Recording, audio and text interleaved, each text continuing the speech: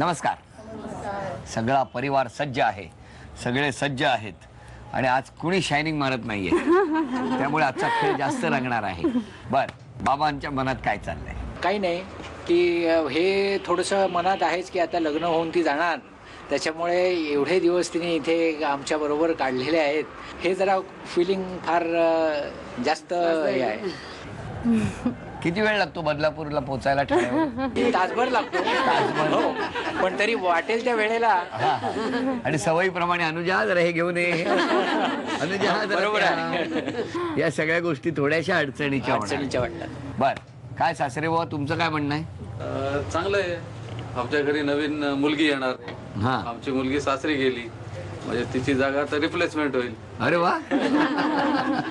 बरं, 5 अपेक्षा व्यक्त करायच्या झाल्या म्हणजे मगाशी तुम्ही केल्याच बोलता बोलता, त्या व्यतिरिक्त पहिली म्हणजे आता आई बाबांची मी एकटीच मुलगी आहे, त्यामुळे जेव्हा केव्हा गरज लागेल तेव्हा मला यायला लागेल, तर मला तर त्याने परमिशन द्यावी, तो देईल पण त्यानेही म्हणजे जावई न हे करता मुलाप्रमाणेच वागलेलं मला जास्त आवडेल.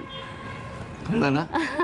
हा, काय म्हणणे? हसतोय मी. हो हो, बरोबर आहे. पहिली मंजूर, लगेच मंजूर प्रस्ताव. दुसरं म्हणजे कधी मी रागवले वगैरे तर त्याने जरा सांभाळून घ्यावं मला. म्हणजे साधारण 365 दिवस हेच होणार आहे.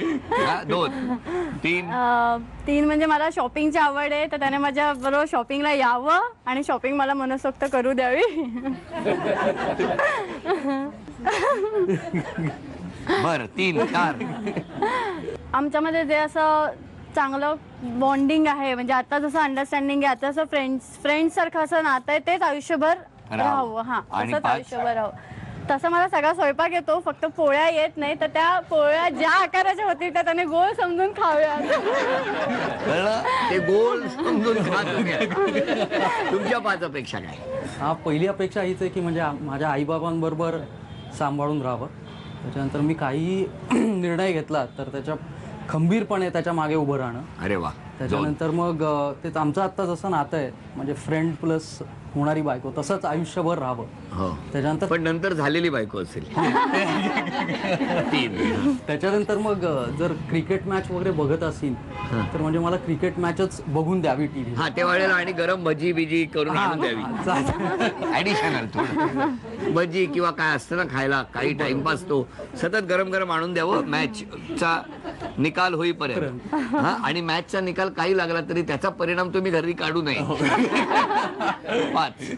5वी म्हणजे स्वयंपाकात पोळ्या जर गोल झाल्या तर मला बरं वाटेल. मला सांगा, तुम्ही पोळ्या खाणार आहात का बघणार आहात?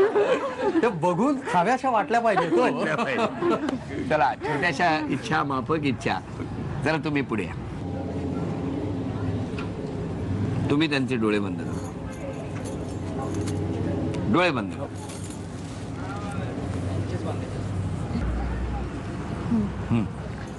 ओके. आता ताई, कुठलाही आवाज न करता बागड्यांचा वगैरे. लग्न ठरलंय ना? हो. हा, हो. मार्च मध्ये लग्न करायचं आहे ना? हो. तर त्यासाठी अचूक आमच्या ताईचा जर आता तुम्ही हात पकडला, हा, त्या ताईला आमच्या बरोबर पकडलं की आउट केलं, तर तुम्हाला इकडनं बदलापूर वरून तिला ठाण्याला न्यायला परमिशन मिळेल. कळलं? नक्की. 1, 2, 3 वेळ सुरू झाली. अच्छा, असं पळणं पण अलाउड आहे का? एका जागी कसं काय उभं राहणार?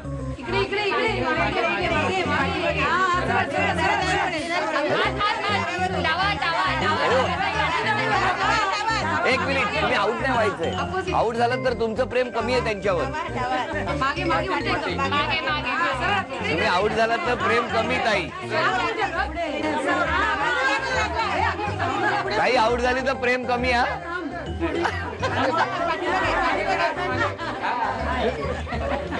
ह्यामध्ये ना ताई आउट झाली.